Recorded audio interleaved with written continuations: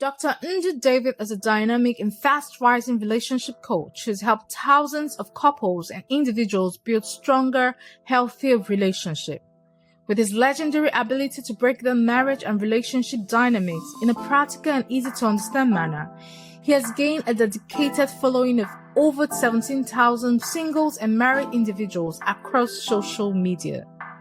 As a speaker and host at relationship-focused conferences and talk shows, Dr. David brings a wealth of knowledge, expertise, and real-life experience to the conversation. He holds a specialist diploma certificate in relationship and marriage counseling from the KEW Training Academy, accredited by the Complementary Therapist Accreditation Association. He is also a member of the Family Life Coaches Association and trained under Dr. Adeze Ezika, founder of Family Life University. Beyond coaching, Dr. David is a doctor of optometry with over 12 years of clinical experience spanning Nigeria and Saudi Arabia. However, today, his passion for helping couples thrive takes center stage. In this episode of Love with Ini, Dr. David shares deep insight on long-distance marriage, a topic he understands firsthand, as he has navigated the complexities of living in Saudi Arabia while his wife and children remain in Nigeria. When he's not coaching or speaking, Dr. David enjoys swimming, playing table tennis, and creating memorable moments with his wife Lacey and their two amazing children, Asher and Amira. Connect with Dr. Ndu David on social media at Dr. Ndu David. Welcome, Mr. David. Thank you so much for creating the time to be here with us today. It's such an honor to have you, and I really appreciate you making out this time. So our viewers have heard your profile, but your profile doesn't tell enough story about the individual. So we're going to dive into your story as we explore today's topic of navigating your love life miles apart but heart together. So backstory, could you just quickly tell us, what led to your family living apart for over 2 years? What was your initial expectation when you wanted to make this decision? How does that compare to the current reality of what's going on now with you? Okay, so you're asking a lot of bunch of questions together. I have to really be able to track all of them. Yeah, so thank you for having me first, and I'm really happy to be here. It's great. You're doing really a great job, and really, this is a very sensitive aspect of life that I don't think I'm very ready to talk about. Okay. Yeah, I knew at some point I'm going to talk about it because I felt like God wanted me to be at this space at this point in life so that I will be able to talk about it at some point, probably help others who may be in this kind of situations in the future. Yeah. But I just think I'm not ready to start sharing that yet. I wanted to be done with it so that I can be sharing what I'm sharing in hindsight and say, okay, this is how it was for us and this is how we're able to deal with it. But I just didn't know how I was going to say no to you. Thank you so much for accepting. It's been a long time coming, and we've done quite some things together. You've been there in many of my doings, and there's no way I could just say no. If it was someone else, I would just say no, I'm not ready to have this. Maybe we can have this conversation next year or the year after, but not now. But I thank God we are here already, and yeah. So about starting this journey, why?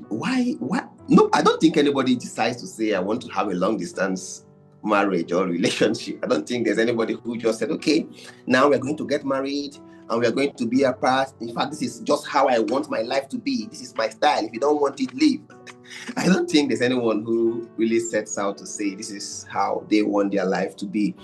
But it is life, right? It is life. And I always say that marriage is a part of life. Life is not a part of marriage. So the main thing we are living a life. And along that life, we are now married. And getting married doesn't mean that life comes to an end. No, the marriage just comes to become part of that life and should make the life better, should be something that adds to the life.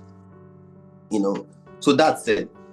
My wife would say that it feels like I always wanted to be apart, because I am that one person who loves my space. Like, I love walking alone. I love being alone. I love my solitude so much. I love sitting down to think, to plan, to strategize. I do love thinking. So most times people can be with me. We can be in a crowd and I'm alone. Wow. They just sense that I'm not there with them. And yes, it's usually a problem or maybe a challenge in many of my relationships, because I can be with you and I'm not with you. I'm thinking about something else. I'm planning about something else.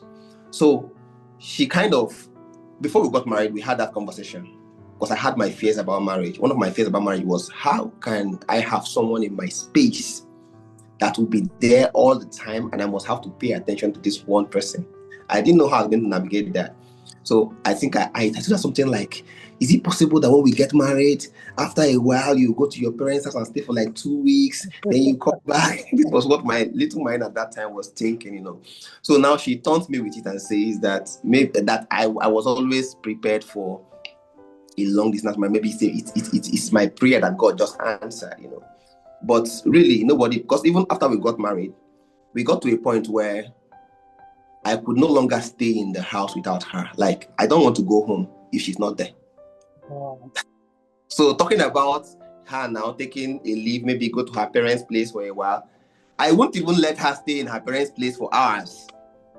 If I'm coming home and she's not home, wherever she is, I want to go there and pick her and bring her home. Like, the house, even if we're not talking, like she's in the bedroom, I'm in the sitting room, knowing that she's somewhere within the house, or she will just pass.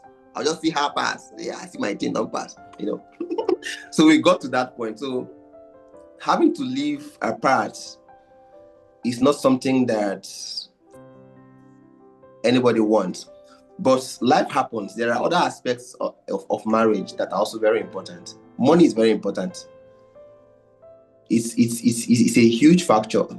Now, before we got married, we had this counseling session where a pastor was telling us, and that was Pastor Chidi, was telling us, do you know that what you're trying to venture into is expensive? Like, marriage demands money. There are financial demands in marriage.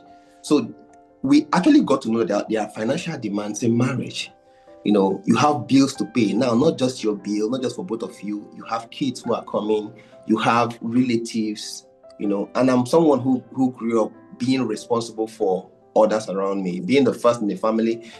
So I feel this kind of responsibility for everyone around me, and sometimes it's not even my needs. There are people around me who have needs that I just could not meet. So I needed money, and I started looking for money, and I have classmates who maybe in school, like we said, we were peers, or maybe I was doing better than them in school, and they get these jobs, they leave the country, and they make some good money. Like the pay disparity could be as much as times 10 of what you're earning. And this could be me. There is so much I could have done with this money. And we are here, we barely have enough. Not like we're living totally so badly, but we barely have enough. So what if? And started making those calls to see how we can get those jobs. And when one of those opportunities opened up, I interviewed for them and it came true. What are we going to do? We need this money. So it's a decision that we have to make. And marriage is always about, life itself is about decisions, just as marriage is about decisions, right? So every day you're making decisions, you're trying to find that, okay, what will work best for us as a family? What will work best for us as individuals? What will work best for the whole, right? So it's a decision to ask yourself, like, okay, now we have financial challenges. We have things that we can do with money. Then if we take these other parts, we may not have the financial challenges we have right now, but we'll have a different challenge that will come, which will be the distance between us. So it's a choice to decide, okay, which one are we going to take? Should we stay together and try to find a way to solve our financial challenges? Or should we go apart, then find a way, like now we've solved the financial challenge, then find a way to solve our distance problem. I think that's just the whole scenario that led to being apart. We decided to choose the other one. Okay? My wife would say that the only reason she let me go, she was telling someone, one of our mentors, that she had to just let me go because she does not want to live in the same house with a broken BBC. And this is just the truth. You don't want to see me when I am broke. Because, yeah, you think about, like, you see things you can do and you can't do them. You don't want to, I don't even want to see myself in that state because I get really frustrated, So I think for her own part, she just had, it wasn't easy for her, but she just had to let me go because she knew I would be happier if I have money in my hands. I'll be happier if I'm able to solve the everyday financial challenges that will come, pay the bills and all that. I think it just makes a man feel like he's a better man, kind of. Yeah. So I had to make that move. I see that. Well done, sir. So over this time now, we know even if you do long distance relationship and you're not married, you're going to have emotional strains. What has just been one of the most challenging emotional strain for you? What would you say has been the most challenging one for you emotionally? Will I say there is just one? Can I be able to pinpoint? Okay, this is the most challenging of them all as per emotional strains. Okay, I think the most difficult for me to navigate was parenting my son. Okay, so I left at a point when my son was 11 months old. So he barely, yes, we had that relationship, but he couldn't communicate with me at that age, right? So how do we navigate that point where this guy cannot communicate with me around this age? And now he's growing. He was 11 months, 1 year. He's growing and he's seeing me. We get to talk. I get to talk with him. Apparently, he doesn't understand me, but he knows this is his father. So he's only seeing me on FaceTime, right? What happened? One day he was eating biscuits and he just saw me. I said, "Daddy, take." I was just thinking, this guy actually doesn't know that this is FaceTime. He doesn't understand what FaceTime is, and he's trying to give me, pass this biscuits in his hand, these cookies in his hands to me. Wow. It was a very emotional moment for me. I just felt I could actually reach out and grab it and possibly carry him in my arms, So having to navigate those times. For my wife, she's an adult, so we can actually communicate as adults. It's not the easiest situation to be in, right? But for my son, I really had to take some time. And not until when we had time, there was a period they were here for more than 6 months, for about 6 months. That was when I actually had time to bond with my son. That was when we could actually, he now knew, okay, we had a relationship. Before then, it wasn't like that way. So I think that's like the most difficult to navigate. Wow. If you're not there, I can only imagine, but I can't comprehend what you're saying. But you have to be in that situation to be able to fully understand the depth of what it is you are sharing. So I know you mentioned that, you and your wife are adults and people communicate, but sometimes communication comes with misunderstanding. And especially when, there's no physical presence. Those of us who are with our spouses, they say you can't leave the house. You still sleep in the house. You will have to settle the issue. But as you can end the FaceTime. You can cut the call. You can decide not to pick because you don't have the physical presence to probably add more wager to that situation. How have you guys been able to deal with situations where you are feeling lonely or alone, as it were, and misunderstanding? How have you guys been able to handle that emotionally? Okay. One thing I will have to say from experience is that there's nothing that happens in a long distance marriage that doesn't happen when we live together in the same house. There's nothing that happens that happens there That doesn't happen here. The difference is that if we are not communicating with each other, we are in the same house, you will know that the person is there. The person is still there with you. She's not going anywhere. She has not packed her load and left the house. You'll be able to know that. You'll be able to know that. That's different. But when you are apart, you don't even know, she packed her load and left my house. Is she still there? Are we still together? That is the difference it makes. But every other aspect of it still happens, because I know even when we're together, I can choose to say I don't want to sleep in this room today because of the way I'm feeling. I can choose that I don't want to talk because I don't want to say something that I may not be proud of at the end of the day.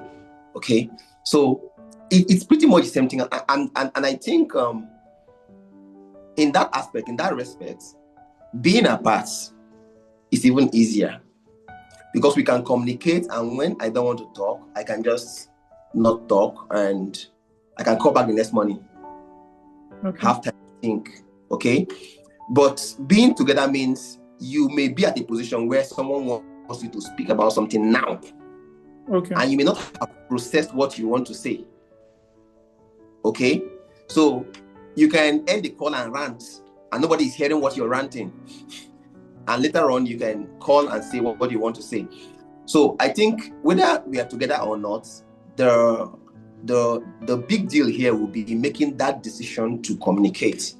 Okay, making that decision to communicate. Okay, we have a misunderstanding. We this conversation did not end well.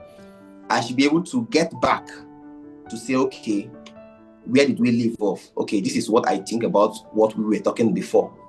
Okay, so being together might even not having that consciousness that, okay, we are together, she's in the house and she's not going anywhere, can even prolong it. Mm-hmm. But knowing that, I am here, I don't know what is happening there, might even be a reason to want to put that call across and be sure that we are fine. Something is good. Or something we spoil. Yeah. So I think it's just about the dynamics. It's not really like one is easier than the other.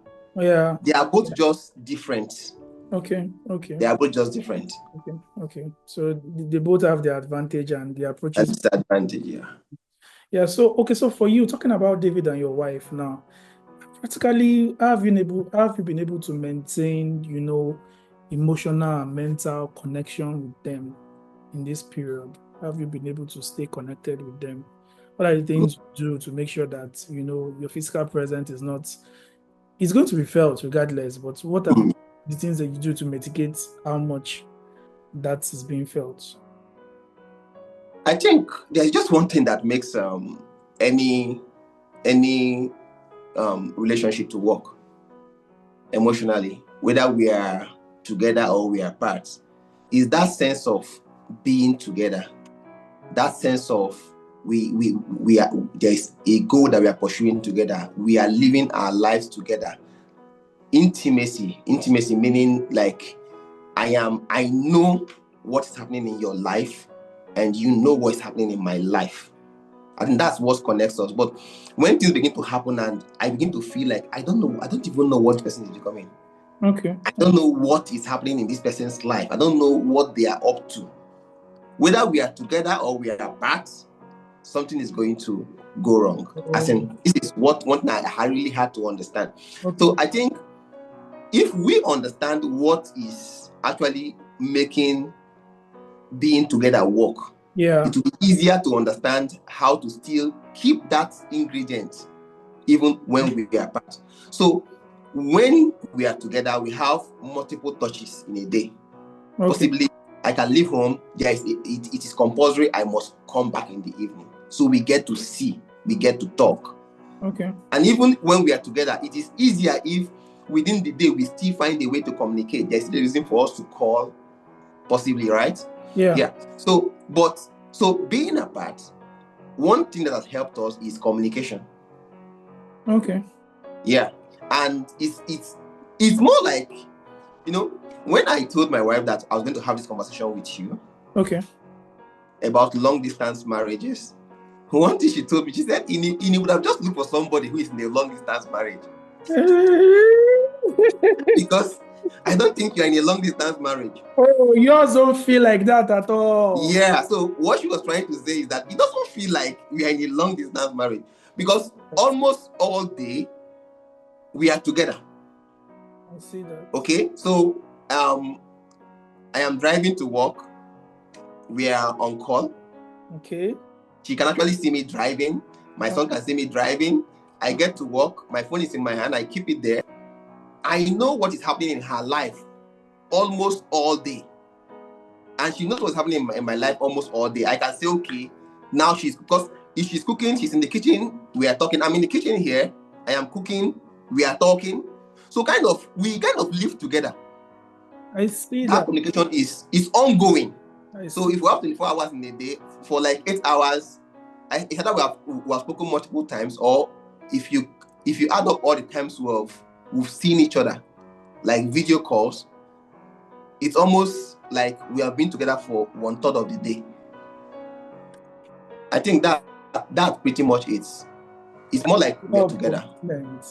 Because being together, you just assume, okay, we'll see in the night, so we'll catch up, or we see. And even the fact that you need to share your day together is still important, even if you are staying in the same physical space. So to be able to now embed this, even more because you are away, that takes a lot of commitment. It takes a lot of mental strength and emotional strength to keep sharing.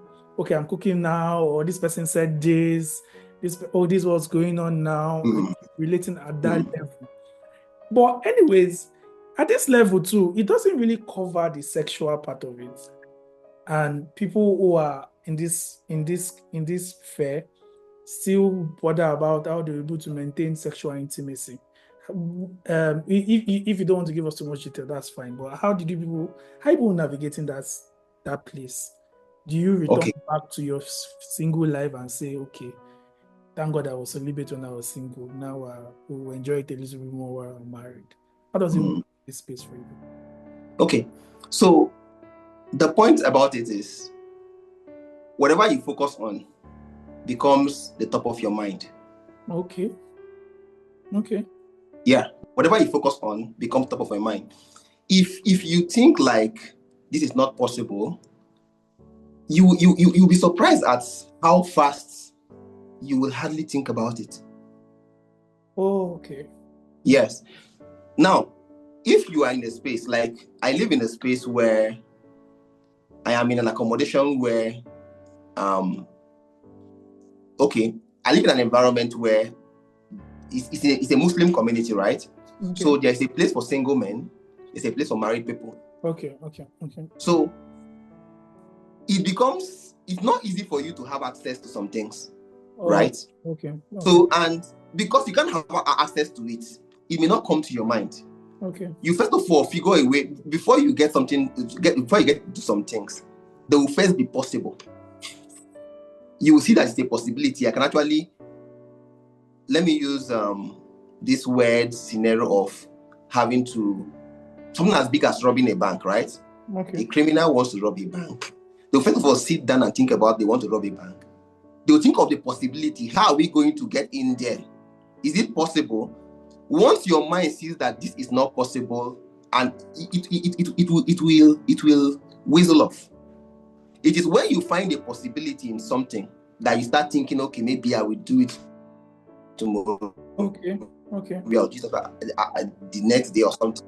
Yeah. You understand? Yeah. So that is it for that aspect. But by the time we begin to communicate and it doesn't come to mind, then you also monitor your social media in such a way that, because sometimes some things are not on your mind, but you just open social media and that's the thing you see. Just this, not true. Then suddenly it comes to your consciousness at that point in time. But when you just communicate all day and it feels like nothing is really happening, like it doesn't come to mind most of the time. Okay. Most of the time you don't get to think about it because your mind is busy with something else. Okay. And you know that this is not possible. Like even if I say, okay, start coming now, it's not going to work. But you know that, okay, maybe in the next 3 months, in the next 6 months, that is the time that this is coming, Okay. your mind will begin to tune Towards that. And your mind will begin to tune towards that. There was a time we had a very big difficulty, and that was 2022, right? So I'm trying to say, as regards that, the most difficult season for me was in 2022, when I was supposed to visit Nigeria, and when I was supposed to visit home. Let me not talk about visiting Nigeria. Okay. In 2022 December, I was supposed to visit home, right? And my flight has been booked. Every arrangement has been made. Kind of, my mind began to rewire. Okay, I'm getting home. I'm going to see this person. Yeah. And suddenly, days to the flight, I get to realize that there are some things my organization was supposed to do before I leave. They have not done those things. They've not done those paperwork. Wow. And since they've not done those paperwork, even though the flight has been booked, I will not be able to leave the country. That's like, getting that information for 2 weeks, I couldn't talk to anybody. I couldn't eat for 2 weeks. Like, Wow. It was like the most depressing season for me. Wow. Talking about that, So all the while, you've been here all the while, right? And it feels very easy.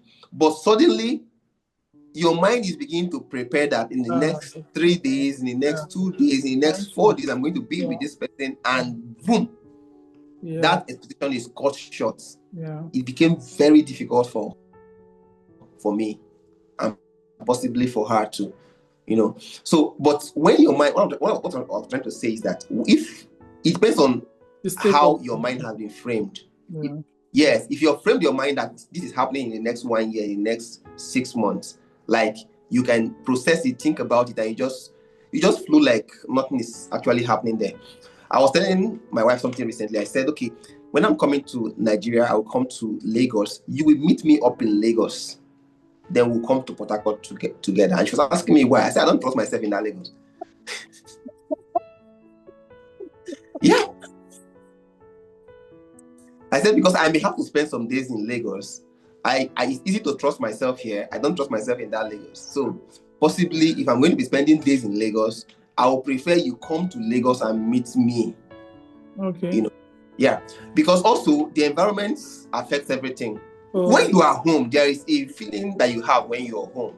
And when you're home, there are phone numbers you have in your phone that you can easily call. Okay. And say, okay, let me get to see you. Maybe there's even nothing on your mind. Let me get to see you. And, Yeah. So, at those times, I think, like I said, everything just is about the position of your mind.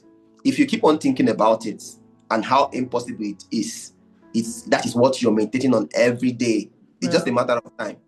But if it's not really like a deal, like you're not thinking about it, you're having a relationship, you know that this will happen at a certain time, it is just not there. And another thing that also I think prepared us was,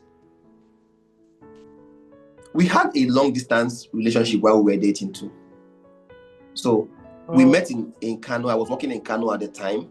Okay. And she came to Kano she was NYSC posted her to Kano. NYSC posted her to Kano. So she came to Kano, right? But the day we met, she was already on her way out of Kano. She has been redeployed to Afikpo. Right? So she left Kano and she went to Ebonyi State. We saw a few times within that year when I came back. Then the next year, I went for NYSC in Kaduna, in Katsina. So throughout my service year in Katsina, I never came home once. And we were in touch. So I think that also kind of is more like a continuation of something that we had earlier. I think maybe that also helps to keep our mind state in that state. Okay, so you shared a lot of, within the context of your story and the way you've just been able to frame your everyday living, it seemed like it have helped you to be able to deal with a lot of things just by your lifestyle, by the way you guys keep in touch constantly. He's been able to just make some certain things work in certain ways. So, but do you have plans? Is this, do you feel like for marriage in general, this can be a way of marriage working, or this should hold like a season in the marriage, or it's okay if this is what other people have as a template of marriage? They can just do this and navigate throughout their marriage season. I started out saying that nobody plans to have a long distance marriage. I don't think, well, let me not say nobody plans. There may be people who planned to have it this way, and yes, I would think that there's something weird about them, But also realizing that we live also in a culture in Nigeria where we live in Port Harcourt, so we are familiar with people who have offshore jobs. And sometimes they come home and they go to work and they spend 6 months at work. And they do this job almost all their life. And they have a very beautiful marriage. And it is not usually seen as a long distance relationship. Why? Because he doesn't have a home elsewhere. Where he is at work. So he just comes back, then he goes to work again. But even given that situation and given our situation right now, I don't think it is something that I wish anybody. I don't think it's God's perfect will that two people should be married and not be in the same place. Even though the world is now becoming a global village, right? In the past, it's possible to you will have a marriage. You live in a community where you go to work. Your work is just 10 minutes away. Now people drive 2 hours to work and 2 hours back, so they spend like 4 hours on the road. And people can actually fly 1 hour to work and 1 hour back, flying, something that somebody else would drive to go to. So I think the world is actually becoming like a global village. But the most important thing is that marriage should be we doing life together. We are experiencing life together. Okay? And in my opinion, someone else may think differently. It is easier to experience life together if we're in the same geographical location. It's just easier.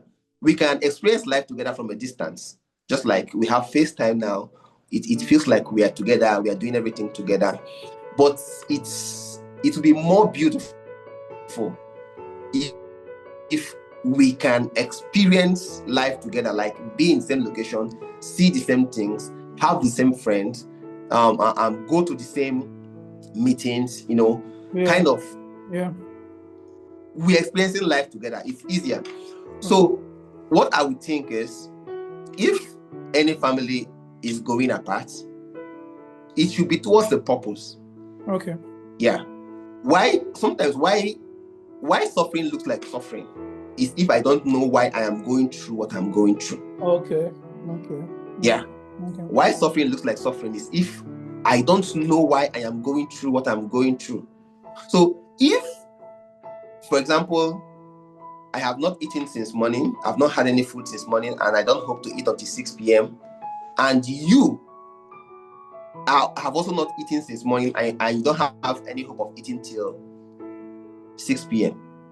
The difference between you and I will be, why are you not going to eat till 6 p.m.?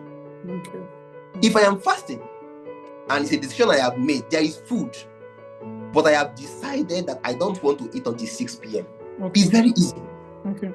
I can handle that emotionally in my mind, yeah. But when you know that you actually want to eat, but there is no food, it becomes difficult to handle. So if we are apart, first of all, why are we apart? For how long are we going to be apart? Is there a hope that we are going to come together at some point? I think all these things help. So we are apart because there are some things we want to fix in our finances, which will also contribute to how we will experience life. So in the next 2, 3, 4, maybe 5 years, we want to sacrifice our time together to be able to fix these things, so that going forward from when we come back together, we will be able to experience life better than we are experiencing it now. So kind of we are saving the enjoyment we should have now for the future. It's just like having money and saying, I will not spend this money now. Even though there are things I want to do with money, I want to keep this money now, so that in the next 5 years of investing this money here, I will be able to use this money to experience life better. So we are doing this intentionally. That is what makes the difference. Okay. Because I've seen people who have been apart for 20 years, and I think about it. Is this really what I want for myself, for my wife, for our family?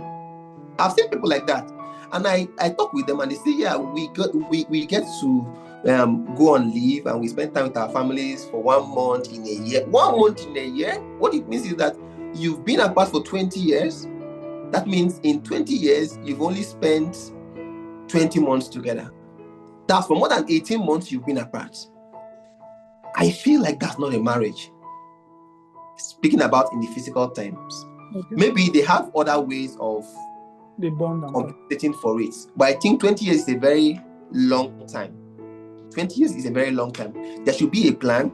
If you ask me, it should not be more than 5 years, if you ask me.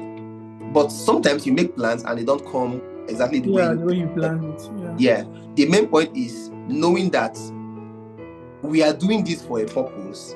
It is not indefinite. This is how long it's going to last.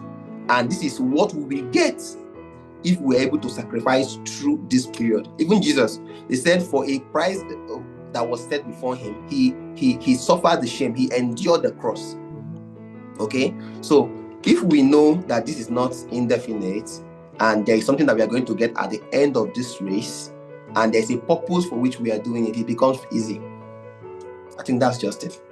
I see that. So, okay, as we wrap up, what would be your final word for couples who are in this phase now, or couples who would, eventually have a need to be in this phase in the season, in the future? What would be your final word towards those people?